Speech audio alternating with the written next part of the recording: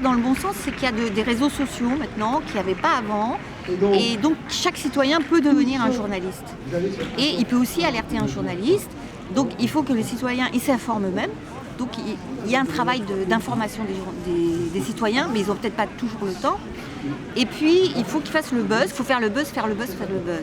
Donc je pense que faire des actions, c'est intéressant parce que effectivement, au bout d'un moment, quand il y a beaucoup d'actualités dans la rue, les journalistes, quelquefois, ils sont obligés d'aller vers le news. Donc si le news aujourd'hui, c'est qu'il y a 50 victimes des vaccins qui ont imprimé les portraits géants des gens qui sont morts autour d'eux juste après un vaccin et qui font ça en happening, quoi, eh bien là, ça peut faire un buzz, comme elle dit, un buzz.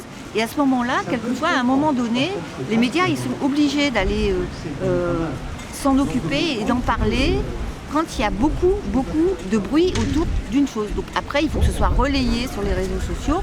Quand il y a une information qui devient trop importante sur les réseaux sociaux, au bout d'un moment, les médias ils se sentent un peu obligés de s'en saisir.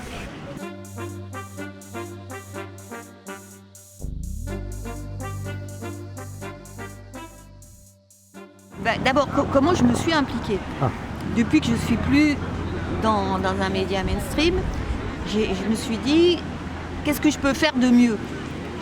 Et je me suis dit, ce que je peux faire de mieux, c'est finalement écrire et faire un livre sur ce qui me semble le plus important de tout ce que j'ai vu pendant toute ma carrière de 40 ans. Et je me suis dit, c'est quoi ce que j'ai vu de plus important?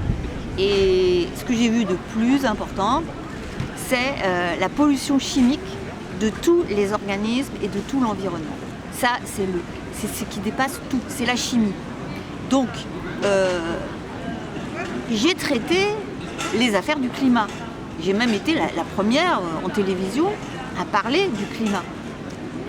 Mais qu'est-ce qui est plus important?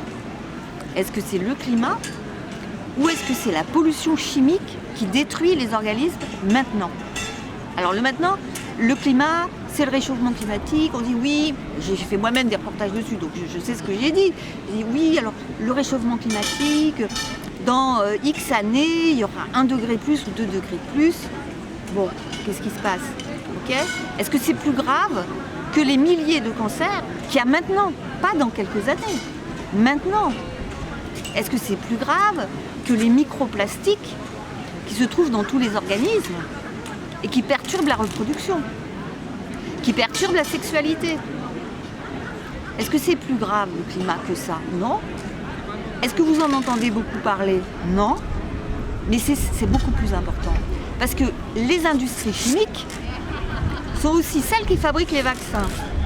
Donc elles préfèrent qu'on aille parler d'autre chose, du climat, que de la pollution chimique, que des pesticides, que des perfluorés qu'on retrouve dans les poêles pour faire des œufs au plat, mais pour que ça glisse, que les plastiques qu'on retrouvait dans les biberons. Maintenant, c'est interdit dans les biberons. Les phtalates et les bisphénols. Que les perturbateurs de flammes bromées que l'on retrouve dans les tissus, dans les canapés, dans les couettes, dans les rideaux, et que vous respirez toute la journée, et qui perturbent toutes vos hormones, au point de créer beaucoup de maladies, dont certaines qu'on ne pense même pas à relier à ces produits chimiques, comme l'asthme, l'obésité, le diabète, et beaucoup d'autres. Les allergies. Les gens sont beaucoup en moins bonne santé qu'avant. Bon. Est-ce que c'est moins grave que les parabènes, qui sont des conservateurs qu'on retrouve dans tous les cosmétiques? Et surtout, est-ce que c'est moins grave que tous les médicaments, qui sont des produits chimiques, qui sont des molécules chimiques, et que tous les additifs que l'on retrouve dans la nourriture et qui perturbent votre organisme? Donc, non, le climat, c'est pas plus grave que ça, c'est moins grave que ça. Donc, je me suis dit, qu'est-ce qui est le plus important? C'est de faire un livre là-dessus et d'expliquer comment tous les organismes dans l'environnement et les organismes humains n'y échapperont pas, sont complètement perturbés par cette chimie. Donc le problème, c'est la chimie en premier. Le reste vient après. Et ce qui est le plus important dans la chimie, c'est aussi d'empêcher la perte de la biodiversité. Évidemment, les animaux. Mais regardez bien comment ils font la communication sur le climat. D'abord, ils disaient « oui, il y a le climat et la perte de la biodiversité. Mais ils insistaient toujours sur le climat, jamais sur la perte de la biodiversité. Et puis petit à petit, ils laissent tomber la perte de la biodiversité et ils ne parlent que du climat. Et les jeunes actuellement, ils sont sensibilisés sur le climat, mais pas sur la perte autant qu'ils le devraient sur la perte de biodiversité. Parce que moi, je me suis dit, mais comment ça se fait? J'ai trouvé ça bizarre parce que, effectivement, moi, j'étais la première à parler des problèmes de réchauffement climatique. Mais j'ai dit, mais c'est quand même bizarre, comment ça se fait que toutes les entreprises, les gouvernants, l'ONU, il y ait un tel consensus pour dénoncer le climat et qu'ils soient aussi silencieux sur les problèmes de pollution chimique. Comment c'est possible ça? Et est-ce qu'il n'y a pas un peu une indignation à géométrie variable? Et là, c'est cette différence de traitement, moi, qui m'a interpellée. Et donc j'ai écrit ce livre qui s'appelle « Le grand désordre hormonal, tout ce qui nous empoisonne à notre insu ». Bon, je vais le mettre en lien. Voilà. Et après... Au Cherche Midi, aux éditions du Cherche Midi. Et alors, après le livre, qu'est-ce que vous allez...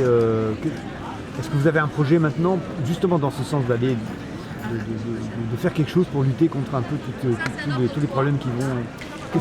Après le livre, les produits chimiques et la perturbation hormonale, qu'est-ce qu'il y a comme produits chimiques, médicamenteux qu'on est en train de produire à l'échelle planétaire et d'injecter dans tous les organismes?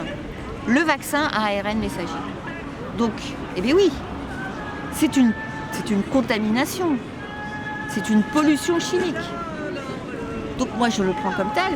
Et donc maintenant ce que je vais faire, c'est montrer comment cette pollution chimique est injectée. Donc d'abord voir quels sont les composants exacts de ces vaccins, les composants officiels et les composants officieux. Donc ça demande pas mal d'enquêtes. Je peux aller chercher l'info sur la composition des vaccins, sur les nanoparticules qui sont dans les vaccins et qui ne sont pas indiquées dans les listes ni dans les notices. Il peut y avoir écrit particules, mais il n'y aura pas écrit nanoparticules. Et le nano, il est très important parce que c'est ça qui fera la différence. Parce que si c'est nano, c'est tout petit. Et ça n'a jamais été fait dans des vaccins, ça n'a jamais été autorisé dans des vaccins. Parce que plus c'est petit et plus c'est dangereux. Donc c'est dangereux pour tous les organes du corps. Pour le cœur, pour le cerveau, pour toutes les cellules. Et on sait maintenant, alors que ceux qui disaient que ça partait dans tous les organes du corps étaient traités de complotistes, on le sait maintenant que les nanoparticules se retrouvent dans toutes les cellules du corps, toutes, avec des concentrations plus importantes dans le foie, dans la rate, dans le cerveau, dans les ovaires, dans les testicules. Et donc ça, c'était complotiste de le dire. Maintenant, c'est accepté.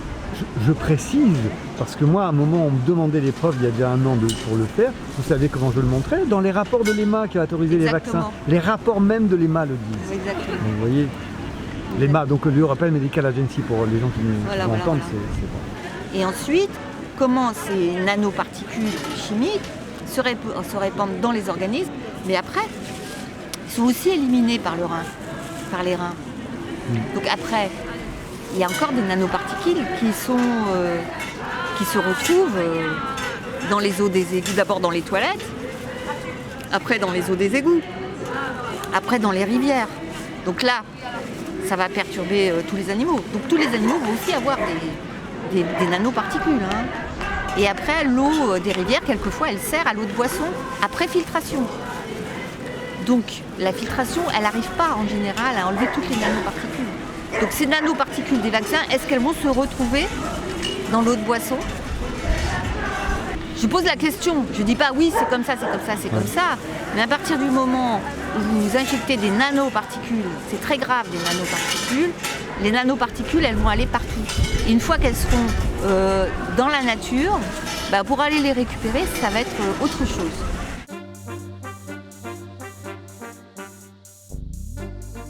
Je suis Corinne Lalo, journaliste, grand reporter. J'ai écrit 3 livres. Un premier livre qui s'appelle Le livre noir du médicament, un deuxième qui s'appelle Se soigner sans médicaments de A à Z, et un troisième qui est Le grand désordre hormonal aux éditions du Cherche Midi. Et j'ai travaillé dans les grands médias et aussi dans la presse régionale au début, dans les radios.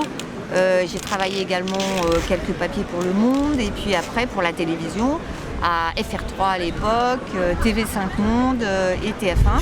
Et j'ai quitté TF1 en 2018, maintenant je suis indépendante et j'écris des livres.